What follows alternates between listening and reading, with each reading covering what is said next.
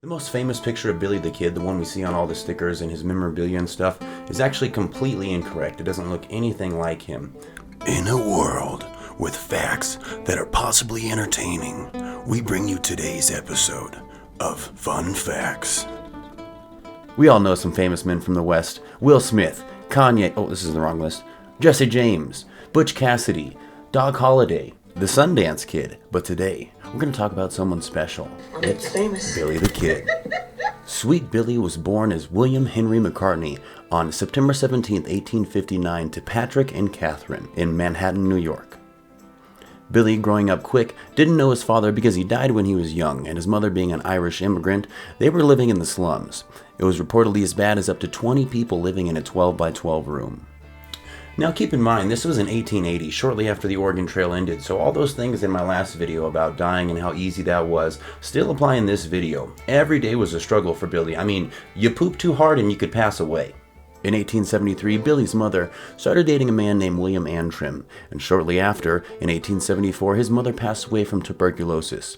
Now the new husband, William, had to take care of the kids, and he was not having that, so he split them up and sent them both to foster homes.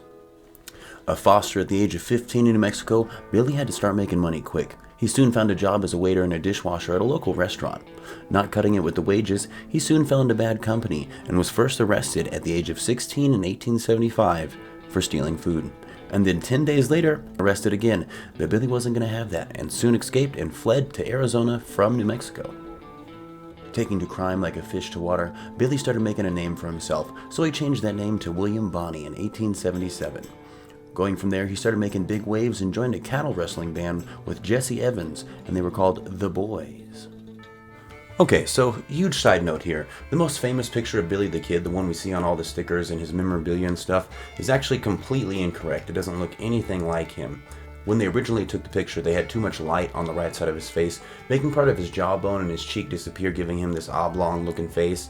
Nothing like him at all. In fact, there's a picture of him earlier in life, and he was well known throughout his life for his boyish good looks. In fact, there was another picture later on in life that the Jones family didn't recognize the tin version of Billy because he actually looks like the one in the upper right hand corner of this picture right here. That's Billy the Kid. Double side note, the original picture that we all mistakenly know as Billy with the oblong looking face sold for $2.3 million. That is ridiculous. Shortly after fleeing the territory, Billy became a well-known horse thief. This is where he gained the nickname The Kid because of his young age and his smooth, beardless face. Billy became a murderer August 17, 1877, after he shot Frank in a bad feud that had been going on for quite a while. Frank had been known to bully Billy the Kid, and he was just not having it that day. At the age of 18, Billy shot his first man. Side note, you know how there's that saying, sticks and stones can break your bones, but words will never hurt me? That is not the fact at all here. When Frank and Billy got in this argument, Frank had called Billy a pimp, and he responded with, "You SOB," and that led to, Frank passing away, but remember, words can't hurt. Billy and the gang, the Boys, traveled to Lincoln County and joined a man named James Dolan in a feud against John Turnstall. This feud was so large it became the Lincoln County War, but here's where it gets confusing. The Boys and Billy went to go steal John Turnstall's horses, and they ended up getting arrested. John Turnstall saw the light in Billy's eyes and said, "Maybe I can save this kid." He gave him a chance to work on his farm, but Billy didn't have time to return the favor because the Boys came around and murdered John Turnstall in cold blood right in front of Billy. Billy, having officially switched sides, he joined the vigilante group, the Regulators, who were actually formed by John Turnstall's ranch hands. Now on the path for revenge, things took a turn for the worse. And revenge they got, they ended up taking out Sheriff Brady, Bill Morton, Frank Baker, and William McCloskey in a series of incidents that escalated Billy to being a hardcore criminal and a murderer. Billy, being known as a sure shot, had a pretty high count at the end. A lot of sources state it was anywhere from 8 all the way up to 27. Billy and others were indicted for taking out Sheriff Brady, and soon the Regulators disbanded after the Lincoln County War had ended. Side note, after the Lincoln County War was over, Billy was on the run again, and Governor Lew Wallace heard that Billy was willing to testify against other criminals to get his charges dropped. Well, Governor Lew Wallace and Billy met to make a deal, and the deal was he would give up the criminals, be fake arrested, and then let go, and all his charges would be dropped.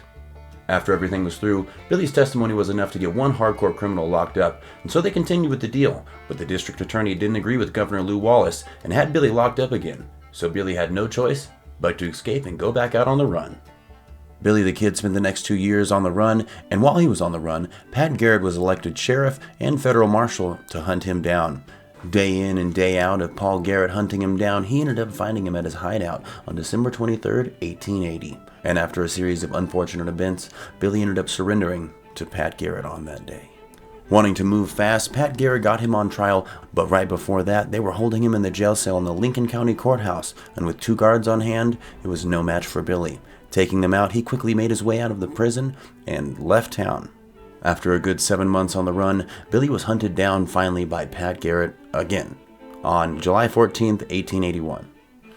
After a wild ambush, Pat Garrett claimed Billy the Kid dead, but another side note here, the pistol that Pat Garrett ended Billy's life with ended up selling for almost $6.3 million. And that is a hefty chunk of change.